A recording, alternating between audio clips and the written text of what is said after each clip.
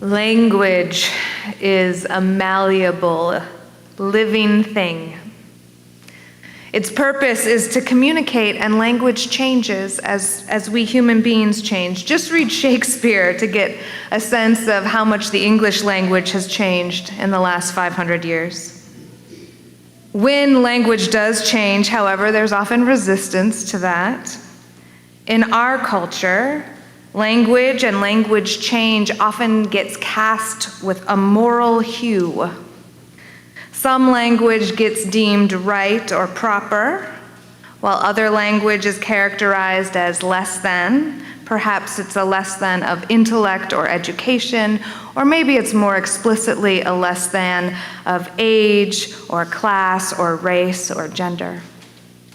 I have utter confidence that after this sermon, I will receive many different arguments about which kind of language is the correct kind. And yet, the purpose of language is to communicate. Because we human beings keep learning and growing, we keep changing as a society, words are added to the dictionary regularly. In 2023, Riz, which means charisma or style or charm, was added to the dictionary and was chosen as Oxford Dictionary's Word of the Year. Meanings of current words also change. For example, and much to the chagrin of some, the word literally, which has long meant exactly, recently had a new meaning added to its dictionary definition based on how the word literally is being used in language today. So, if you look up the dictionary definition of literally in Merriam-Webster's words, it is, quote, a word that can be used both literally and figuratively. I share this playfully, not dismissively.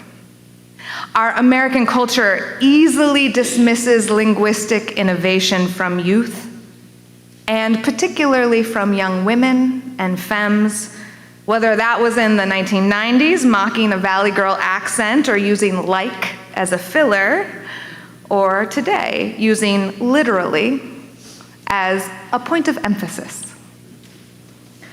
But linguists will tell you that if you want to find the cutting edge of linguistic change, listen to young women and femmes when they talk. University of Pennsylvania linguist William Labov has argued that women drive 90% of linguistic change. The English Language Institute at the University of Chicago quotes Gretchen McCullough, a linguist and the author of Because Internet, Understanding the New Rules of Language, who writes, quote, while the pattern is well established, we still don't know why young women reliably lead linguistic innovation. Maybe it's nature, or maybe it's nurture, but we do know that young women tend to be more socially aware, more empathetic, more concerned about how their peers perceive them. This may translate into a greater facility for linguistic disruption. Women also tend to have larger social networks, which means they're more likely to be exposed to a greater diversity of language innovation. That article goes on to notice that while women, and particularly young women and femmes, have long been at the front of linguistic innovation, they have also been particularly shamed and punished for that innovation. Of course, it is not only young women that are in a socially less powerful group status and are punished or shamed for linguistic difference. You can also see dismissiveness and punishment for African American vernacular and for various accents that are viewed as markers of ethnicity or race or class. But linguistic difference and linguistic innovation as a result of difference are both normal processes of human beings. It's part of being human and communicating with one another across cultural differences. The reality is, words are going to change. We can be happy about it or we can hate it, but it's going to happen. We can be part of it, we can be surfing the very front of that change, or we can be at the edges of it, putting up guardrails and trying to contain it. But whatever we are in the mix, language is going to keep changing because human beings are going to keep learning and interacting with one another and influencing each other. Shakespeare made up an estimated 1,700 new words. He was probably seen as a language cad in his day, but we are looking backwards, so we see him as a language czar. He was actually an innovator and or a close follower of those who were innovating language around him at his time. To be human is to be part of an ever-flowing river of change. It is the nature of life. Enjoy it, hate it. It is one of life's truths. So a long time ago, Unitarian Universalism made a commitment to keep moving with that flowing river, with unfolding time, and to let our understanding of the world and our faith unfold with our knowledge about how things work. The river of Unitarian Universalism is also a living river. That's why we call our tradition a living tradition. It's part of our commitment to keep up with the times and keep learning as a community together. Thus, we do not have a creed, which is a belief statement. Instead, our Unitarian Universalist values and principles are written as a covenant, a living agreement that we share about how we want to be together. So that's just like our first church covenant, where we say, love is the spirit of this church, and service is its law. We covenant to dwell together in peace, to seek the truth in love, and to help one another. In our national Unitarian Universalist covenant, our congregations commit to affirm our UU values and to keep our covenant alive by continuing to return to it again and again and update it with the truth and the knowledge of today. So last year in February, Reverend Kimberly and I shared with you how many times over the last 200 years, we Unitarian Universalists have come together to talk and disagree and compromise and make meaning together in our covenant. Asking one another, why do we exist as a faith, as a community? What do we value most? What is sacred to us? Over time, our denomination has come together to do that work of covenanting about once a generation. And that pattern was regular enough that we made a formal commitment. We're going to come together and re-covenant every 15 years. But it's been 30 years since the last time we did a recovenanting process as UUs, so we're a little late. But we've learned a lot in the last 30 years, and we're in a process now as a national faith, a conversation about covenant. Who are we? What matters most to us? And how do we want to be together in the world? About 10 years ago, a group of Unitarian Universalists of color said, hey, you know what, we should update our covenant to include anti-racism and anti-oppression in our UU values. So they started to work on organizing a campaign to add an 8th principle about anti-racism and anti-oppression to our UU values. And then another group of Unitarian Universalists wanted to also add language that would include all beings in our covenant of respect for life. And then there were some other folks who had some more ideas about what we might covenant to be together and how we want to be in community. So to help us get to language, words that we might say together of a covenant, over the last few years, leaders at our national denominational level have been holding conversations with Unitarian Universalists like you, asking these questions again and again. Who are we? Why do we come together as a people? How do we want to be with one another? And what matters most to us? We held some of those conversations here at First Church last year, and we asked you all those questions. So if you're online right now, why don't you type in the chat, what do you value most? But here, folks in the room, shout it out. What matters most to you as a UU?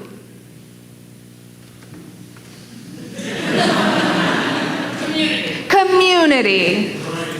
Variety, justice, acceptance, love, open-mindedness, freedom, diversity, listening.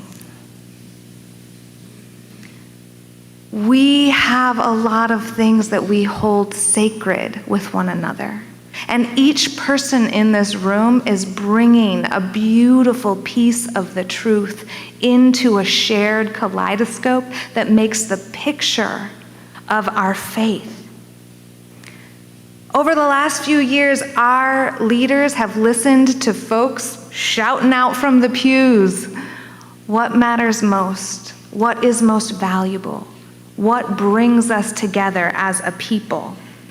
And the biggest news to come out of this process is not news at all, in my opinion. It's the thing that I've heard the most consistently over the last several decades in Unitarian Universalist spaces. It's the thing that brings us together and holds us here, is love. That love is at the center of what we do. So the new language that our national leaders have put forth says the purpose of the Unitarian Universalist Association is to actively engage its members in the transformation of the world through liberating love. It says love is the power that holds us together, and it is at the center of our shared values. This conversation we've been having, this covenanting we've been doing, this practice of being in relationship with one another and having conversations about what matters to us most has resulted in some changes to how we name and explain our Unitarian Universalist values. The words, the exact language of the new proposed covenant, they are different than the words of the covenant of UU principles that was written 30 years ago.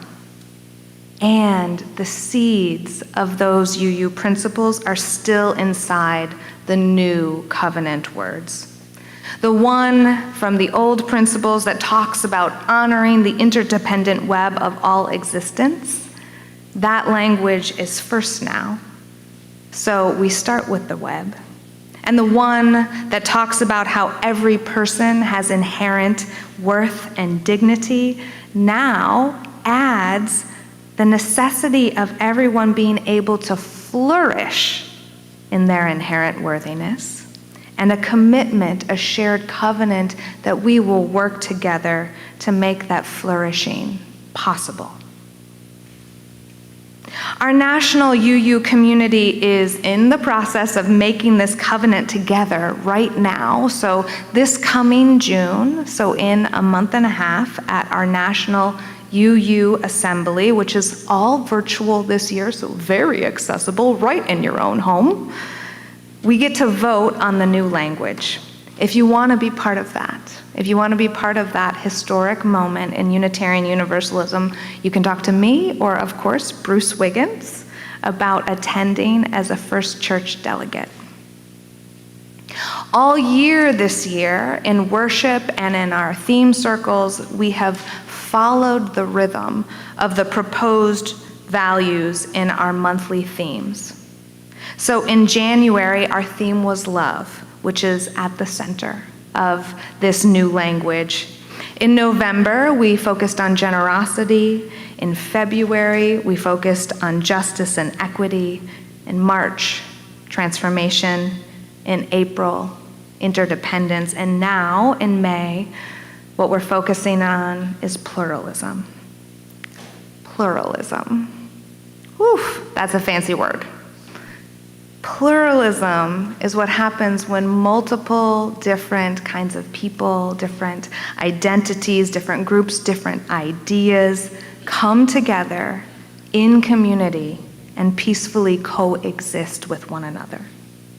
In society, that means that a pluralist society can have different backgrounds and classes and races and still have people be able to hold on to their own identity and tradition while also being together in community, integrated and interdependent.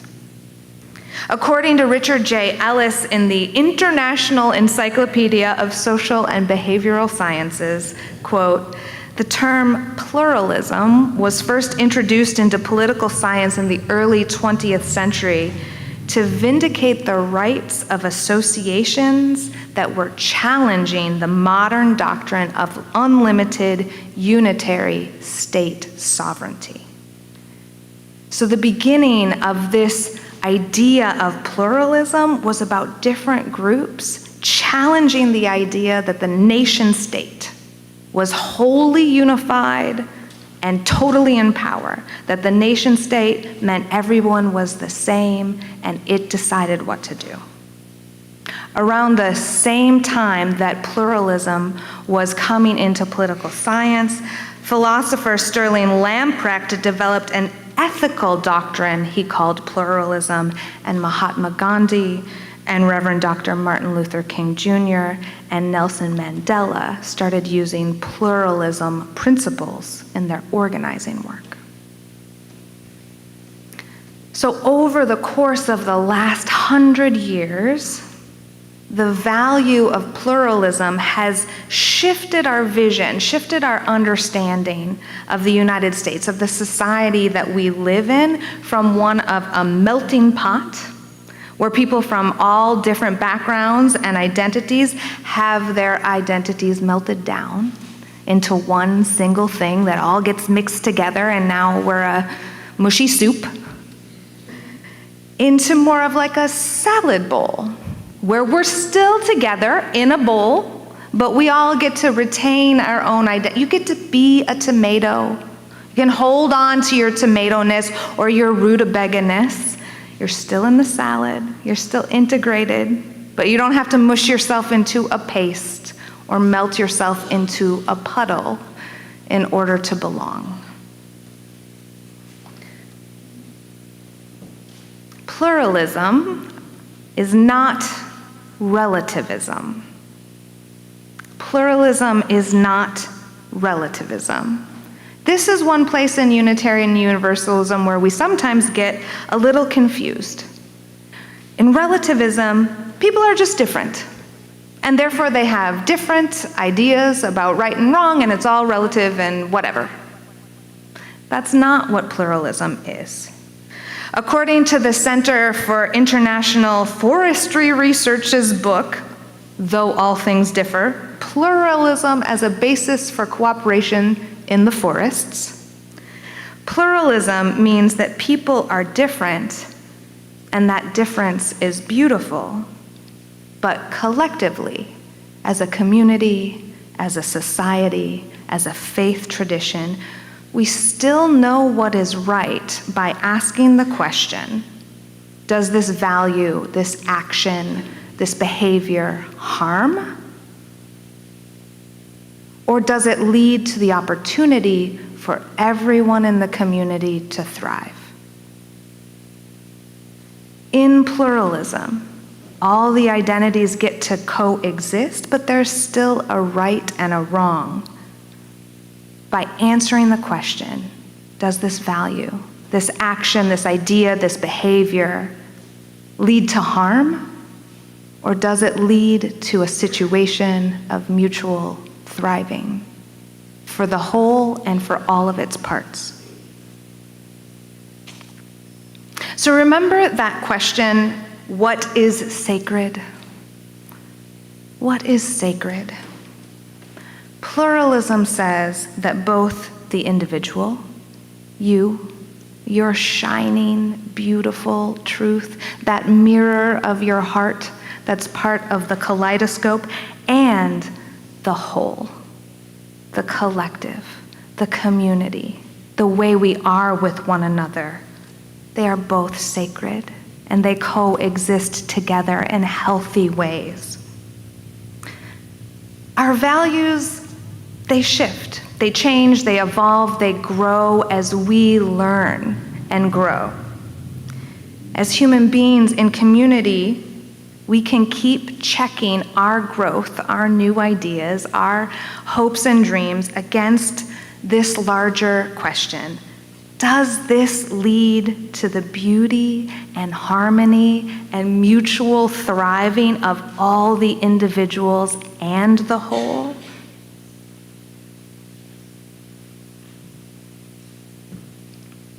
Language is simply about communication. However you speak, however you find yourself articulating what matters to you, what is sacred to you, what your truth is, with your particular cadence and rhythm and accent and filler words, whatever you like. If you're able to share your truth effectively, then you're doing it right. Because you do hold a piece of the truth. You hold a beautiful, shining mirror of the heart that reflects the world, and you're bringing that beautiful, shining piece into the kaleidoscope, into the larger, true, refracting, moving, changing picture. So as we journey together in this ever-changing river of life, it matters less what perfect words we use than the deeper meaning of what we're trying to communicate. Right now, our faith is trying to communicate together as best we can what we hold sacred. Love, which is at the center of everything that we do, and also justice, equity, transformation, pluralism, interdependence, generosity. People are really different, and we disagree sometimes. Some will disagree about what language we should use and how and whether change is good or bad, exciting or heartbreaking. But what we're here to do is hold people in love through all of that, to covenant together about how we want to be with one another. And in pluralism, we hold the disagreement, we hold the difference with everyone's inherent worth and what is good for the whole. So we work.